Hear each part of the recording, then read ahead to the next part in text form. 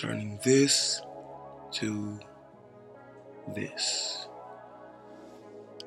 Okay, so what's up, man? On today's tutorial, my boy Reggie is going from like a mini fro that he hasn't combed in a while with the natural curls to a taper fade. It's going to be a big transition for him. It's been a while since he had this cut, and you know, anytime you go from a long layer or like a thicker cut to a shorter level cut, it's kind of a transition. So I'm going to show you guys how to make it lay down, look smooth right after the cut, and just how to give him a nice smooth transition fade. Alright, so here we go. So first thing I'm going to do is take my 1.5 and cut it with the grain. He has, you guys probably can't tell from the video, but he actually has pretty soft hair. As you can see, it rolls right off the clippers. And I'm going to do that 1.5 first. He has a very tight curl pattern. You can't tell because I kind of combed it out, but I'll show you a closer up look once I get it all knocked down. So I'm basically going to put a 1.5 on and cut that flush and even all the way through.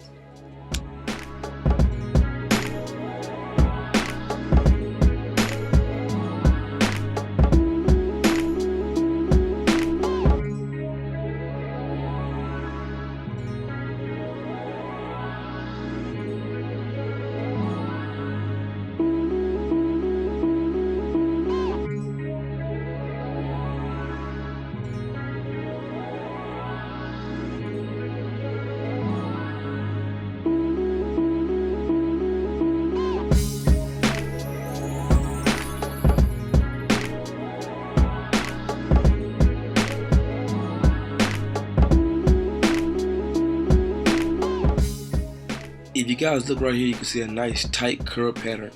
You can lay that down on a hot rag. I'll show you guys how in a little bit.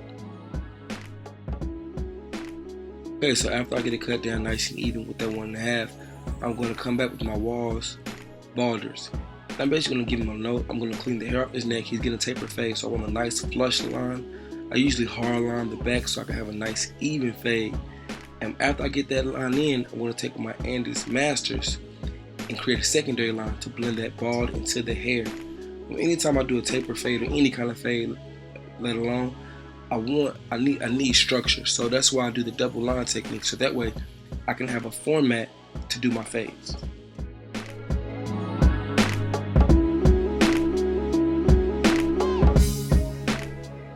Okay, so once I get that secondary line in, I'm going to use my Andes Masters. You know, I can't give you open close. I kind of rotate the lever to take that first line out. I never want to dig into the second line, and because after I get the second line out, I'm going to come back right now with my Walls Magic Clip, the 1.5 on. As you can see, it's not fading here, but I'm debulking, which basically means I'm taking the thin part of that hair out, so that way when I actually start to fade that area in, it won't be any thick masses that I have to deal with, so I won't gap them, put any holes in there, or just, you know, have a rough time with that fade. When you have a clean workspace, it's much easier to get that fade.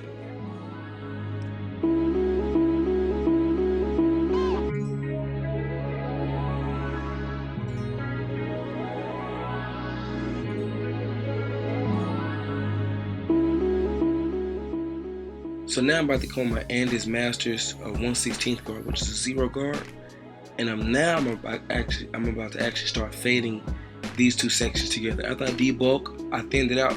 It's going to be so much easier and faster to fade this area in. So that's pretty much what I'm doing right now. I'm using the comb to keep that hair gapped and spaced out. The brush is good for sometimes, at some point during the cut. But right now, I'm going to use that comb to keep that hair spaced so I can get a nice smooth fade. And to get those lower areas or those lighter areas, I use my Andes Masters without the guard. As you can see, I'm rotating. When you fade, there is no certain method that you have to do at certain times. Whatever works best for you. So I rotate with no guard, and just to blend that fade in and give it a nice smooth blend and look.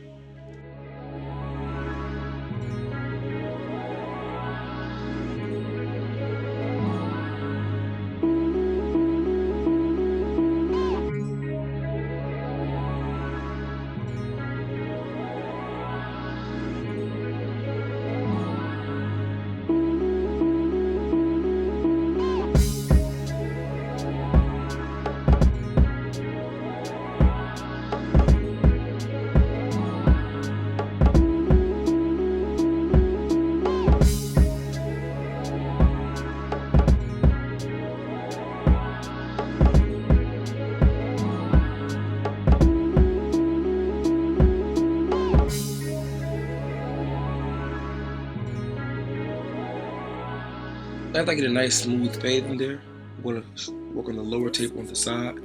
The side taper, which is going to be a low ball taper. I'm going to use my Andis Slimline Pro LI edition. Basically, you can see I'm putting that line in between the ear on the lower part of the temple of the head. And I'm going to use my Andis Masters to do a secondary line. I still do the secondary line method on the side. It's just a smaller secondary line. I want to put it a little bit behind the ear, but not too far back. We want to keep it a nice smooth taper. And after I get that secondary line in, again, I'm going to start with my Andis Masters. You see I'm stretching the skin, so that way I get a nice flush fade. Sometimes that helps when I'm using the corner of the clipper as well, to knock that first primary line out.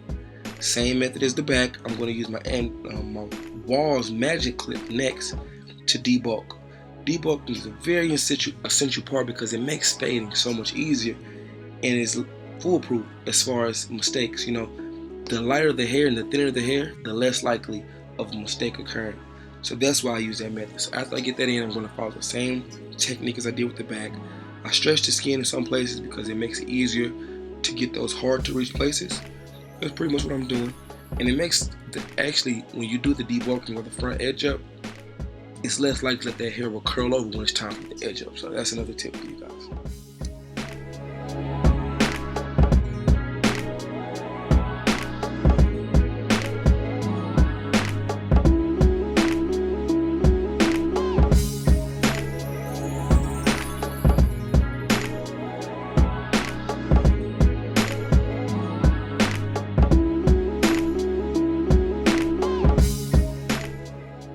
So I'm basically using the same technique for the side that I did the back. So I'm going to kind of let you guys watch and observe so you can put the techniques to use mentally. And if I do anything different, I'll be back to let you guys know.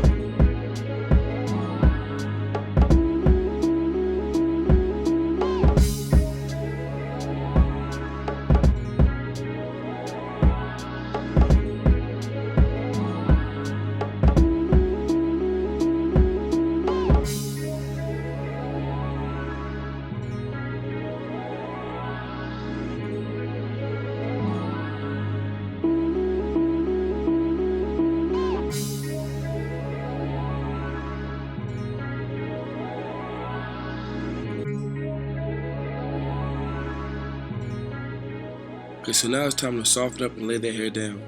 When you put the warm rag on it, what that does is actually it softens up the hair cuticle, which is the outermost layer of the hair shaft.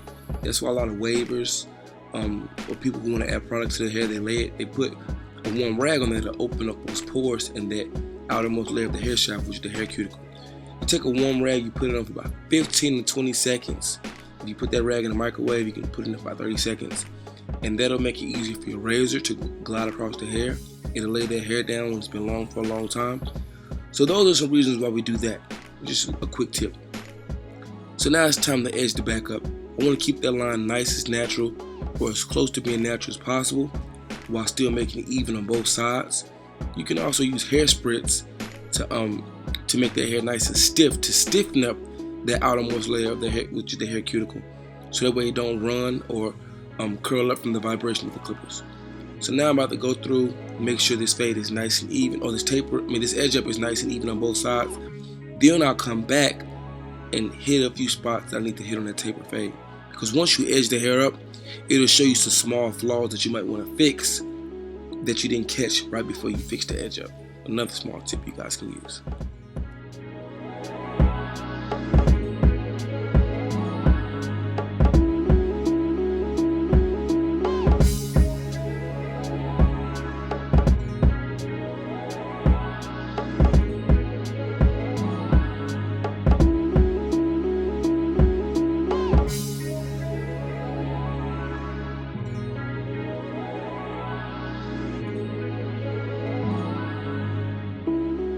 Okay, so now it's time for the edge up. Usually when I I like to go straight into the razor, but for tutorial purposes, I'm going to start by edging the line up, his edge up with the edgers. I'm using my Slimline Pro. You want to keep that edge up nice and natural, because although when you push it back, it might look good at first, but that grow back can be something vicious when they see the new growth. And plus, it's just unnecessary. So you want to follow a nice, even, natural flow, but you also want to make it even on both sides. So can you leave it perfectly natural? No. You may have to take certain areas back, but you want to keep it natural. When you're using the razor, I suggest using some kind of lubricant. Either warm rag, you can reheat the warm rag up, or shaving gel. And I stretch the skin so that way it makes it easier for my razor to glide as well. And you can also see me using the comb. It stretches and lays their hair out. The brush is good, but the brush can sometimes make the hair wave and curl up, so that's why I use the comb to stretch the hair. I'm using the tip of my razor on that curve, so that way I can get a nice C motion, or just I can hit a smaller space with a more detailed angle, if that makes sense. Okay, so if you look here, you see me going against the grain. What I'm basically doing is just cleaning up my area. I'm taking off a lot of those small stubbles that the edges can't get, or that you can't get with the razor going with the grain. It just makes the edge up last longer. It gets a nice, more crispy look. Now I'm just going to go back and get some of those hairs that may hang over that I didn't get the first time, which is basically cleaning up my work area. Okay, so after I get that fade nice and flush, smooth in there, now it's time for the cleanup. Basically lay any clipper that you prefer to take small stubbles off with. I'm using my Walls Magic Clip right here, and I'm just hitting those loose ends like roach legs. And I'm using my two fingers that you see as a guideline, so that way I don't lay on the head. And that's pretty much how you do a nice taper fade from a nappy fro type of look. Hope you guys enjoyed, and I hope it really helped you all. Tilt your head, bro.